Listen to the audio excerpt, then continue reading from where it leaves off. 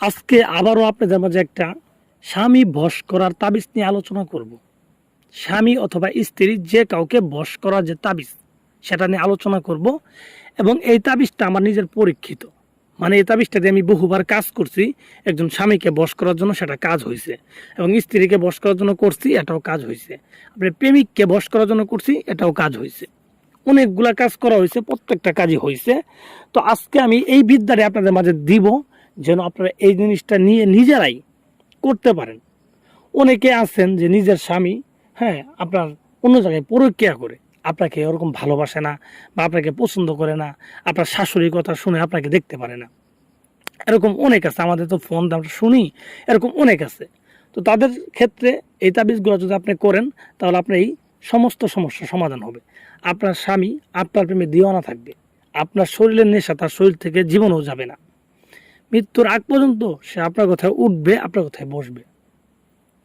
তো একইভাবে যদি কোনো ভাই তার স্ত্রীর জন্য করেন, যে আপনার স্ত্রীর কথা শুনে না, তার বাবা মার কথা শুনে সংসার অশান্তি করে বা ঝামেলা করে, হ্যাঁ, তার জন্য যদি আপনি তাবিজটা করেন, হ্যাঁ, তা করলে পরে কী হবে, সে স্ত্রী আপনার বাধ্য হয়ে যাবে। সে দাসীর মতো আপনার কাজ করে দিবে। তাকে আপনি যা বলবেন, হ্যাঁ, আপনি যদি সাদাকে কালো বলেন, সেও কালো বলবে, এমন হয়ে যাবে। তো একইভাবে কিন্তু এটা শুধু যে একজন স্বামী স্ত্রীর ক্ষেত্রে কাজ হবে এরকম না। এটা যদি আপনি কোনো প্রেমিক বা প্রেমিকার ক্ষেত্রে যদি করেন, তাদের ক্ষেত্রে কিন্তু কাজ হবে। তো অনেকে আছেন যে লং টাইম সম্পর্ক করছিলেন, করার পরে সে এখন আপনাকে ধোঁকা দিচ্ছে, অন্য জায়গায় বিয়ে করতেছে। তো আপনি চাইলে কিন্তু তাকে এই তাবিজগুলো করে আপনাকে বিয়ে করতে বাধ্য করতে পারবেন। এই তাবিজগুলো করলে সে আপনার কাছে ফিরে আসবে এবং আপনাকে আগের মতো ভালোবাসবে এবং আপনাকে বিয়ে করার জন্য পাগল হয়ে যাবে। এগুলো একেবারে পরীক্ষিত। তো কোনো ছেলে যদি চায় কোনো মেয়েকে করার জন্য, মেয়েকে বিয়ে করতে পারবো। একটাবার যদি এই মেয়েকে সঠিকভাবে এই বিদ্যাটা করতে পারে, এই মেয়েটা তার জীবনে ফিক্স, তার দাসী ফিক্স, কথা নড়চড় হবে না।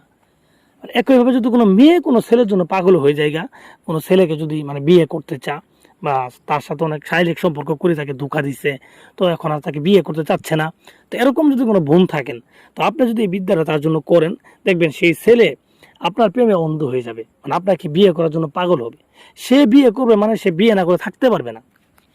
আর সে যদি দূরে থাকে, হ্যাঁ, দূরে দূরে থাকে, তারপর সে আপনার কাছে আসার জন্য একবারে পাগল হয়ে যাবে, দিওয়ানা হয়ে যাবে। আপনাকে ছাড়া এক মুহূর্ত সে থাকতে পারবে না। যতক্ষণ পর্যন্ত আপনার মুখ না দেখবে, ততক্ষণ পর্যন্ত তার শান্তি হবে না।